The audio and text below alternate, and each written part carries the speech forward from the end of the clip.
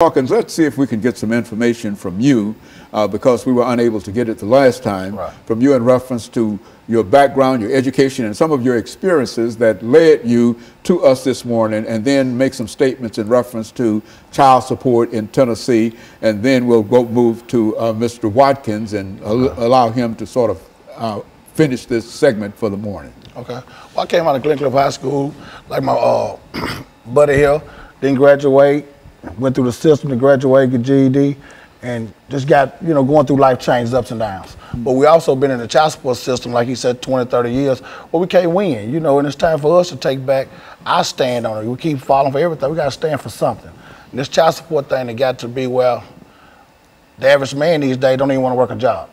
They taking half his check. The child at home don't get the money. The state taking all their money. And then you left with $100, $200 to feed for 2 or 3 kids. So that's what we man know. We're taking back our lives. We're addressing the issues now. It's time for us to, do what we need to do to get these fathers back home. Maybe we stop some of this gun violence, because the father's not there, he can't raise his kids. But if you bring a father in, he can discipline his kids. The state can't do it by itself no more. Now, when we talk about child support, and I think a large number of members of our audience might think in terms of supporting that child for a certain amount of years and et cetera. But what's your view in terms of child support, which is to say that you are paying for your child, yes, sir, but at the same time there are some issues that you like to deal with? Yes, sir. I found out just the other day, I'm advocating child support every day.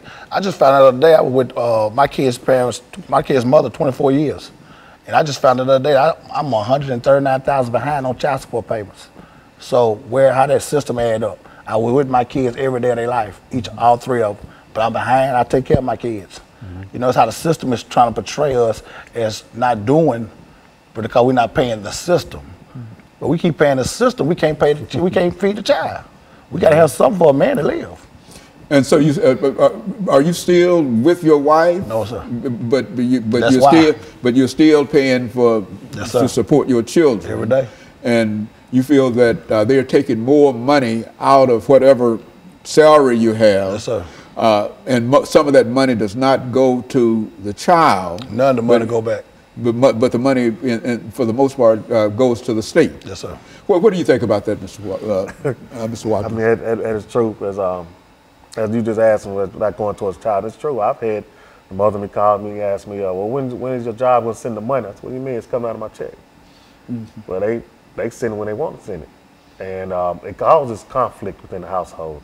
I've lost a house. I lost my family. I've lost cars. I've lost jobs and everything. I've lost my freedom over child support. And, it took a real big toll on me mentally and emotionally because, I desire to be home with my kids. My kids are my everything. And to take me out of my home because I fell behind on a bill, that's like, come on, man, you're not just taking me out of home. What do you mean when you say to take you out of your home? How does that? When you take a person out of home, when you take a person's job from them, what is that man gonna do? He's gonna wind up trying to figure out a way to go out here and get some money. Right. Because if you love your kids, you're gonna revert to anything and the means necessary to get money to feed your kids or do what you can do. So yes, I've made some choices in life to where I started going towards the street life. Because of why? Because every time I turned around, I was getting harassed. I was getting harassed by the judges to the point to where they was like, well, this is the state law. So is this state law? Then okay, if I can't make this money, you taking all the money, my kids not getting paid, my lights getting cut off, this is happening. Well, I got to hurry up and go out here and find another way to get this money because not only am I hearing from you all, but I'm also hearing it from her. And when that's all that comes into play, it pushes a man outside that household to where he's looking to where, like, man, what am I gonna do? So when we sit up here and we look at these other young men out here on these streets and they trying to do different things, when I talk, when the first thing come out of their mouth, man, I gotta feed my kids, man. And it's like, that's where that destruction come in. So me and Phil Hawkins, we have been through it and we have fought through many things to try to maintain a fatherly relationship with our kids and everything, which we still do. Just because they took us out the home don't mean we still ain't in our kids' lives.